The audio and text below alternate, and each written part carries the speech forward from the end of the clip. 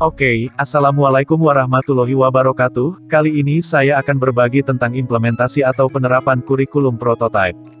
Seperti yang sudah saya jelaskan di video saya sebelumnya, bahwa kurikulum prototype bukan merupakan kurikulum wajib, tetapi merupakan kurikulum pilihan yang bisa diterapkan di dalam satuan pendidikan, dengan mempertimbangkan beberapa aspek-aspek atau kemampuan satuan pendidikan, di dalam mengimplementasikan kurikulum prototype tersebut.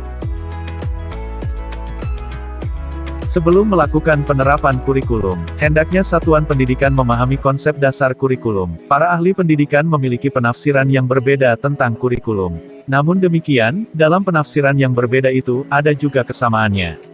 Kesamaan tersebut adalah, bahwa kurikulum berhubungan erat dengan usaha mengembangkan peserta didik sesuai dengan tujuan yang hendak dicapai. Dari beberapa konsep, pada dasarnya kurikulum dianggap sebagai mata pelajaran, pengalaman belajar dan sebagai perencanaan program pembelajaran. Yang kedua, memahami hakikat pengembangan kurikulum. Pengembangan kurikulum pada hakikat adalah proses penyusunan rencana tentang isi dan bahan pelajaran yang harus dipelajari serta bagaimana harus mempelajarinya. Namun, dalam rangka proses pengembangan kurikulum ini harus berangkat dari visi, misi, serta tujuan yang ingin dicapai oleh masyarakat.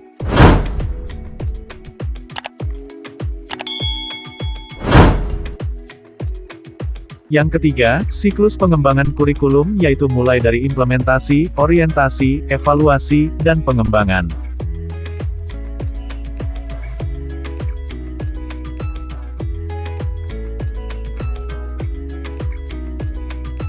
Kemudian yang keempat, apa saja sih faktor yang mempengaruhi pengembangan kurikulum?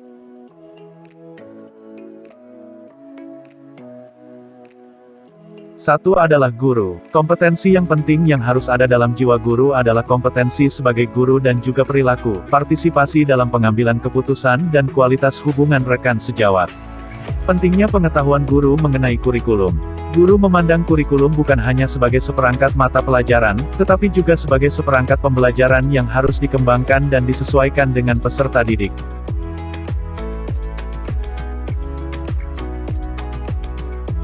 Dua adalah peserta didik. Peserta didik memiliki peranan penting dalam implementasi kurikulum.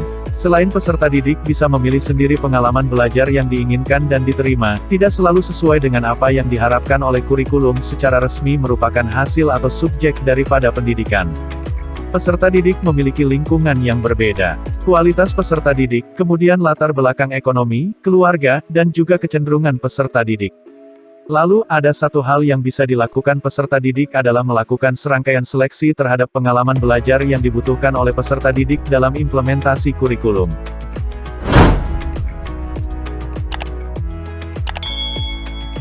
Tiga adalah sarana dan fasilitas. Keberadaan sarana dan fasilitas menjadi salah satu faktor penunjang. Pembelajaran bisa menjadi lebih bermakna dan memiliki tingkat kesadaran tinggi apabila tidak ada media pembelajaran, buku teks, dan alat-alat lainnya. Selain sekolah yang harus menyediakan, lingkungan masyarakat atau pemerintah setempat bisa digunakan untuk menunjang sarana dan prasarana yang dibutuhkan untuk belajar. Seperti perpustakaan, laboratorium, sportorium, dan berbagai macam lingkungan yang dapat digunakan untuk melaksanakan implementasi kurikulum. Karena keberadaan sarana dan fasilitas memiliki pengaruh yang baik untuk mengingat pengalaman belajar yang dilakukan oleh peserta didik.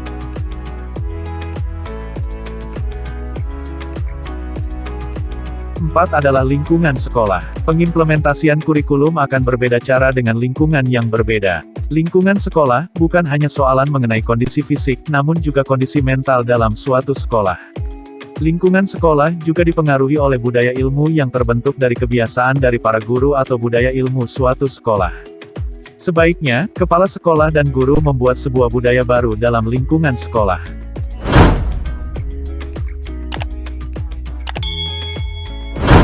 Dan yang kelima adalah budaya dan ideologi sekolah. Sudah seharusnya, kurikulum bisa diimplementasikan dengan mengintegrasikan antar kebudayaannya. Implementasi kurikulum yang baik adalah, di mana kurikulum tidak mencabut akar budaya masyarakat sekitarnya. Budaya masyarakat merupakan sebuah tuntutan di mana peserta didik tinggal.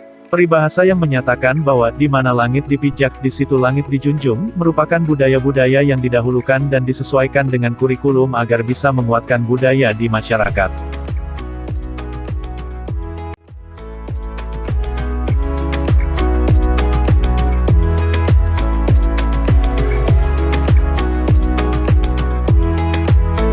Demikianlah apa yang dapat saya bagikan. Untuk penerapan kurikulum prototype dengan menggunakan model Project Based Learning akan saya bagikan di video selanjutnya. Jangan lupa like, share dan subscribe channel ini. Terima kasih.